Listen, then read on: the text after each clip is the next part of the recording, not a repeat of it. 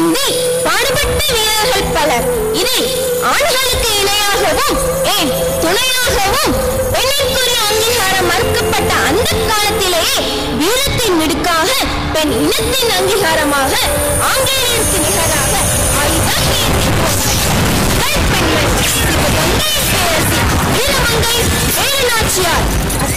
பேரரசின் வீர வரலாற்றை உங்கள் முன் சமர்ப்பிக்கின்றோம்.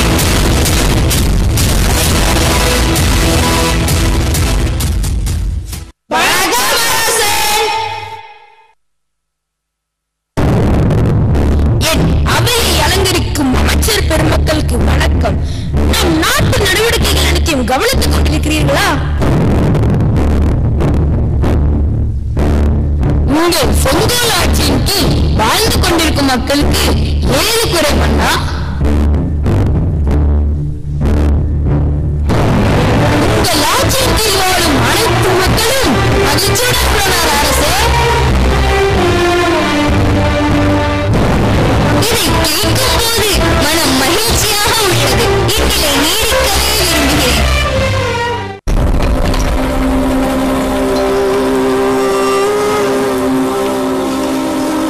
அரசர் பெருந்தகைக்கும் சிவகங்கை சிங்கவேல் நாச்சியார் அவர்களுக்கும் வணக்கம்.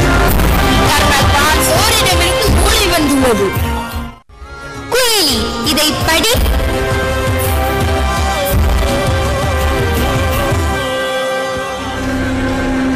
சிவகங்கை அரசுக்கு தெரிவிக்கும் செய்தி என்னவென்றால், பிரிட்டிஷ் கம்பெனியின் வியாபார ஒப்பந்தம் தாங்கள் நாட்டிற்கு நீங்கள் செலுத்தும் திரைப்பொருள் மற்றும் ஆற்காடு நவாபிடமிருந்து வரி வசூலிக்கும் உரிமையை நாங்கள் பெற்றுவிட்டது தொடர்பாகவும் பேச்சுவார்த்தை நடத்த அழைப்பு விடப்படுகிறது.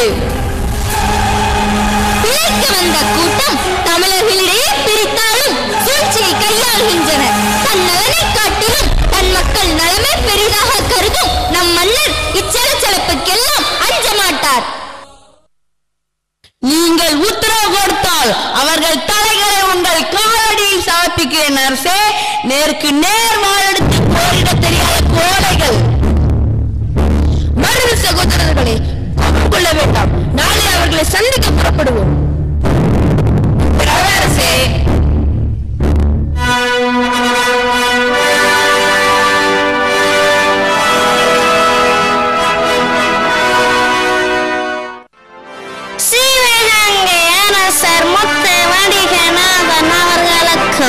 அரசி வேலு நாச்சியார் அவர்களுக்கும் வணக்கம். உட்காருங்கள். ஓலை எழுப்பி உங்களை வரவேற்ற நோக்கத்தை முதலில் கூறுங்கள். ஆற்காட்டு நவாபிடமிருந்து கப்பம் கட்டும் உரிமையை நாங்கள் பெற்றுவிட்டோம். ஆனால் நீங்கள் இன்னும் கப்பத்தை கட்டவில்லை. உரிய தேதிக்குள் கப்பத்தை கட்டவில்லை என்றால் பேராபத்தை சந்திக்க நேரிடும். எங்கள் உயிரினும் மேலாக நாங்கள் கருதும் எங்கள் தலைமண்ணிற்கு நாங்களே கப்பம் கட்டுவதா?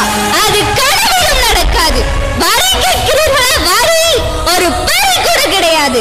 வாடகம் செய்ய வந்த நீங்கள் எங்களை அரசாக நினைப்பதா? உங்கள் எண்ணம் நிறைவேறாது.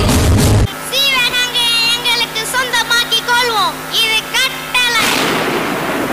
மாடு கட்டி புரட்டித்தால் மாநாட்டு சென்னல் என்று யானை கட்டி புரட்டிக்கும் குலமடா எங்கள் குலம். தானமாக கேட்டால் தரணி அனைத்தையும் கொடுத்து விடுவோம். வரியாக கேட்டால் குண்டு மணியை கூட கொடுக்க மாட்டோம். இது எங்கள் முப்பாட்டின் சொத்து. ஒரு கைப்பிடி நிலம் கூட தர மாட்டோம். I am finally saying we will never pay the tax.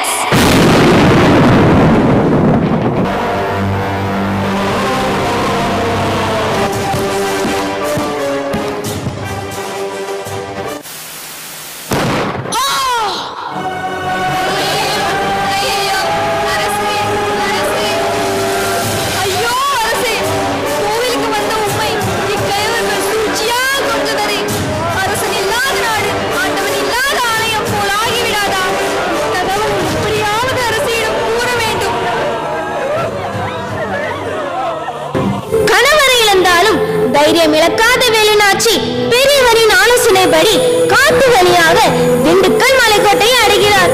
செல்லும் வழியில் தயாள் என்னும் மாடு மேய்க்கும் பெண்ணை சந்திக்கிறார். தண்ணீர், அம்மா, தண்ணீர். யாரம்மா நீங்கள்? பார்க்க நாங்கள் கும்பிடும் எங்கள் குல தெய்வம் போல் இருக்கின்றீர்களே. நான் சிவகங்கை அரசி வேலுநாச்சி. அம்மா, நீங்கள் அரசி வேலுநாச்சியா? சுதந்திர காற்றை சுடர்விட்டு எரிய செய்யவே நான் ஓடிக்கொண்டிருக்கிறேன். பரங்கியரின் படைகள் நாலா பக்கமும் என்னை தேடுகின்றன. என்னை கேட்டால் தெரியாது என்று சொல்.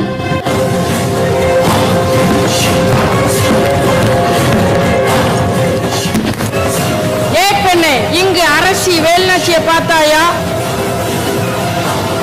இவள் மீது சந்தேகம் உள்ளது. இவள் கைகளை வெட்டுங்கள். கட்கர் ஹேண்ட்.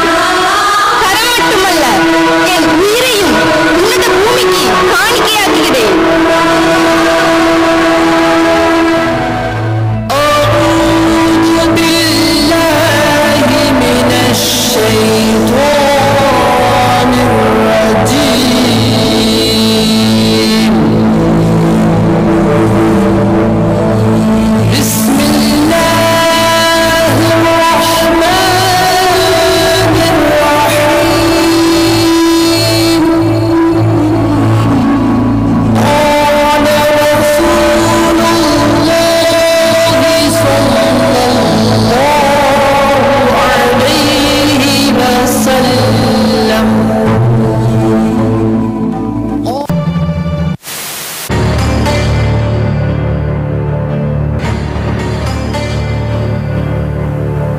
அரசே, தங்களை காண வேலுநாச்சி வந்துள்ளார்.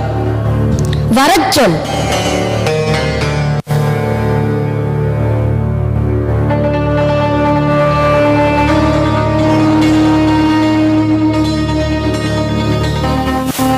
வீரத்தின் பிறப்பிடமே, உங்கள் துணிவு தன்னம்பிக்கை பற்றி பலர் கூற கேள்விப்பட்டிருக்கிறேன். தற்போது நிலை என்ன? நான் என்ன செய்ய வேண்டும்? அரசே, சூதுமதி கொண்டு பரங்கியரின் கொற்றவரை கொன்றனர். சுதந்திரம் வாங்காமல் ஓய மாட்டேன். என் மக்களை மீட்காமல் உறங்க மாட்டேன். வெறி கொண்ட சிங்கமன செந்தமிழர் கூட்டம் அது கோட்டை ஏறி மோதும். நாங்கள் கொஞ்சம் போல் கட்சி வந்தால் போதும். வெள்ளையரின் கும்பல் கொட்டிவிட்ட நெல்லிக்கனி போல காலடியில் சிதறும். தமிழர் வானமெல்லாம் போர்மேகம் திரளும். மரணமோ துச்சமடா, மானமே மிச்சமடா. அஸ்ஸலாமு அலைக்கும். உங்கள் படையில் பாதியே எங்களுக்கு தர வேண்டும். அலைக்கும் சலாம். என் படைபலத்தில் 4 படையையும் தருகிறேன் தானமாக. தசமி நாளன்று இறைவனை தரிசிக்க அனுமதிப்பர். குயிலி மாறுவிடத்தில் சென்று தன் உடலில் எண்ணெயை ஊற்றிக்கொண்டு அவர்கள் ஆயுத கிடங்குக்குள் விழுந்து அவற்றை தரைமட்டமாக்குகின்றார். இவள்தான் இந்திய தற்கொலை படை தாக்குதலின் முதல் பெண்மணி.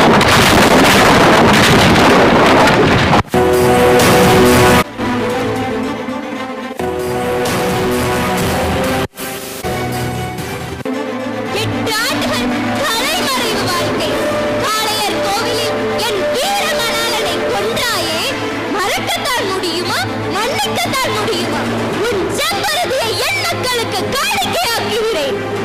எங்கள் நாட்டு உரிமை எங்களுக்கே சொந்தம் என்று எழுதி தர முடியுமா? Okay, okay. உறங்கி கிடந்தது போதும் பெண்ணே.